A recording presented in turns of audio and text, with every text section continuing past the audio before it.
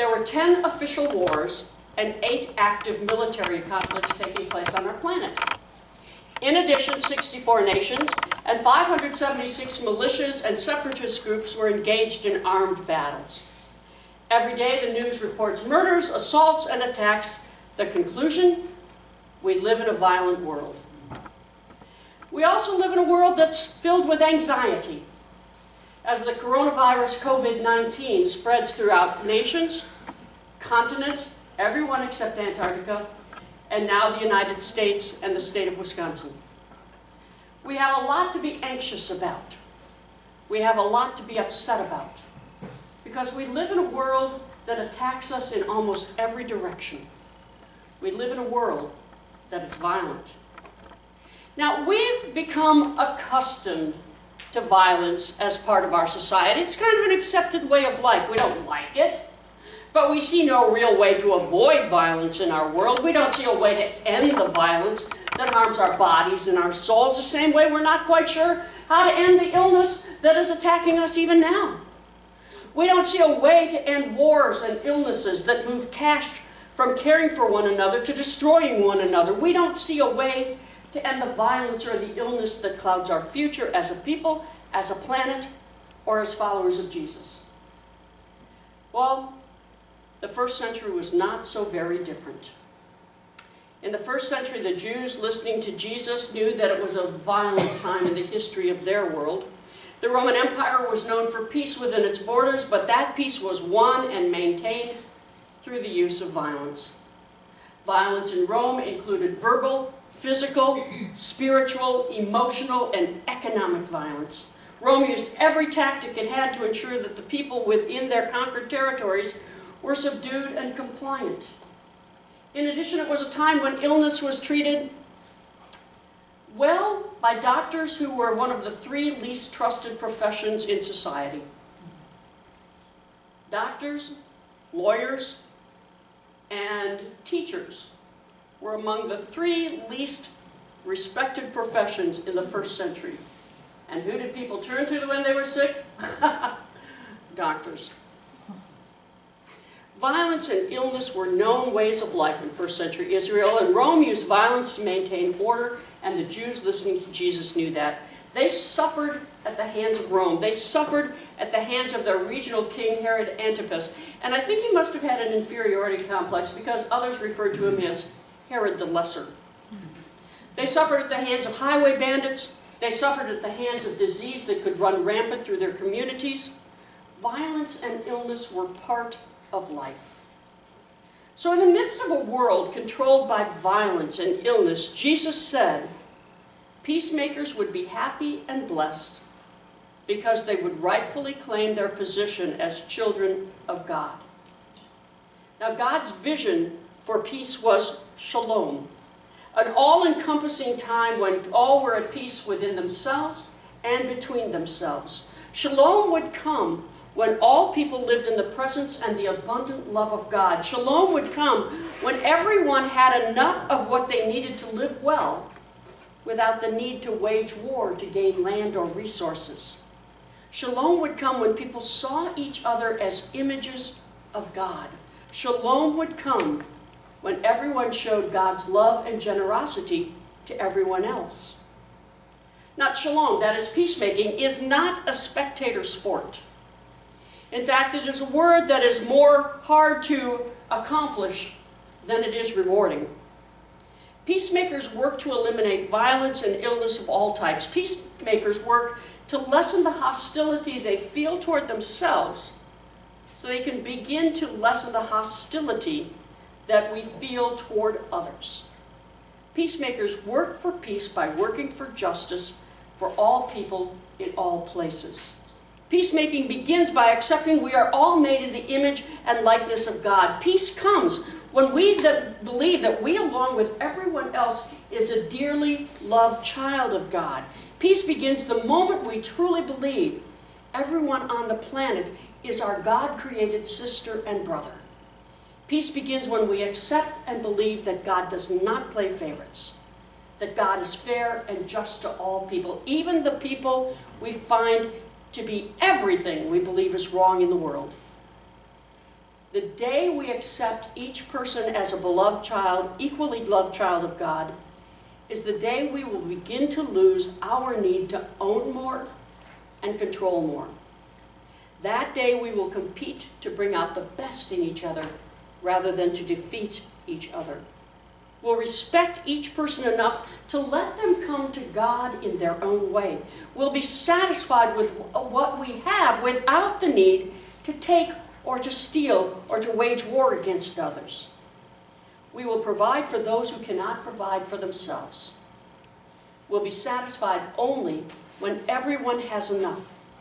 Some people have more, but everyone will have enough. Okay, this is the point, if you're still listening, where you start inwardly rolling your eyes while thinking, she sounds like such a preacher. Those are pie in the sky, big preacher, political comments and promises that are just words, because we live in the real world, where everybody works and fights for what they have. Well, peacemaking is not about pie in the sky, pretty preacher, political words. Peacemaking is the word Jesus used to describe people who want justice in their lives and in the world.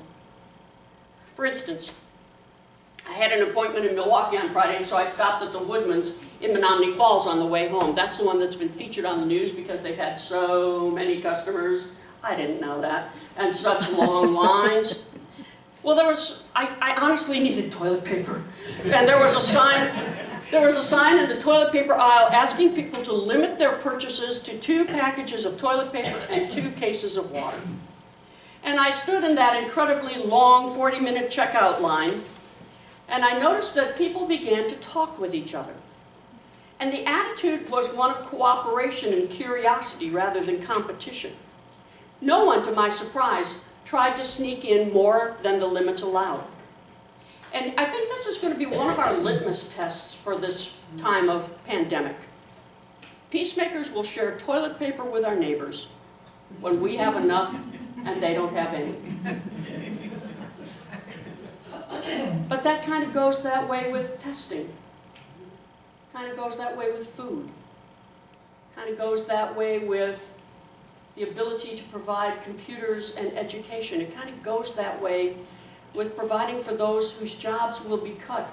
Retail hours in many places are being cut down to 6 hours a day. People are going to lose income. People are going to be in need. Will we be able to share with those who don't have enough if we have more than enough? See, peacemaking is the word Jesus used to describe people who believe each person is made in the image and likeness of God, and therefore should be treated with justice, fairness, and love. Peacemaking is the word Jesus used to describe the words of the prophets who said, we are to provide for those who cannot provide for themselves. Peacemaking is the word Jesus used to show there was another way for us and the world to work rather than the Roman way of physical, emotional, spiritual, and economic violence. Now, we can say that the world has always been filled with sick people. We can say that the world has always been filled with harshness and violence. And we can continue to fight with others for what we believe we want and what we believe we need. We can continue to use and abuse other people to make sure that we stay on top. Or we can begin to look at one another and see a beloved child of God. We can begin to look at one another and see the light of Christ shining out from them. We can begin to look at one another and recognize that each person is made in the image and likeness of our God. We could say the world has always encouraged haves and have-nots, or we can follow Jesus, whose followers work to make sure everyone had enough. Not the same as everybody else, but enough. We can say the world has always been this way, or we can actively work to become peacemakers. Now, active peacemaking begins when we take a close look at our own lives and start naming and claiming our own prejudices, our own dislikes, and our own need to control other people. Active peacemaking begins with a heartfelt desire to experience inner peace and contentment in our own lives. Before we can change the world, to let God change us. So this week I have an assignment for each of us. We're to name out loud and in writing how we are hostile toward ourselves. What is it about ourselves that we don't like? What is it about ourselves that we believe God needs to change? What is it about ourselves that reflects our prejudices? What is it about ourselves that we are hostile about? For instance, have you ever stood in front of the mirror and said, "Oh my gosh, what happened?" Or, "Oh my gosh, what happened?" Or, "Oh my gosh, what happened?" And then spent the rest of the day trying to pretend I'm just fine, all the while filled with insecurities. Well, this is our week to write down and to be ready to say out loud what it is that we are hostile about toward ourselves. And then each morning stand in front of the mirror and say, "Okay, God, there's a lot about me that needs fixing." But then look in the mirror and say, "You are loved. You're okay. God loves you exactly the way you are." And it's important to say it out loud because we have to feed the words into our computer. We can't think it. We have to get it out loud so it goes into our ears. And I know we're going to feel weird doing it.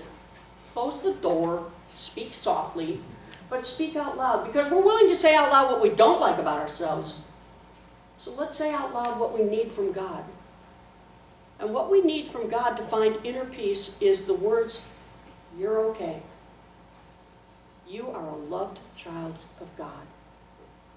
And once we start practicing doing that, we'll start to begin to think, maybe God is actually doing something in our lives.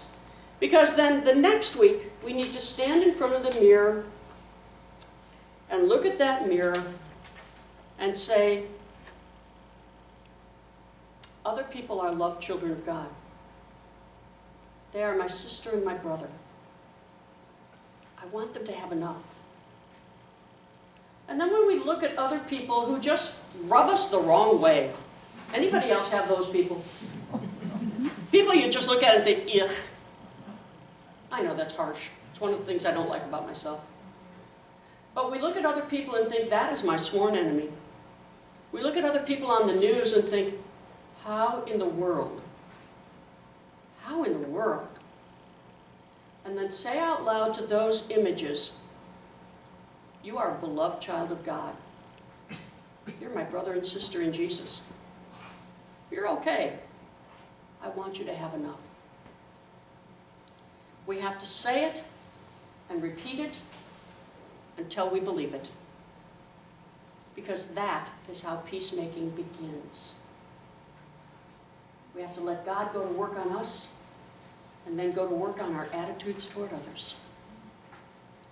For Jesus said, "Blessed are the peacemakers, for they will be called children of God." Amen.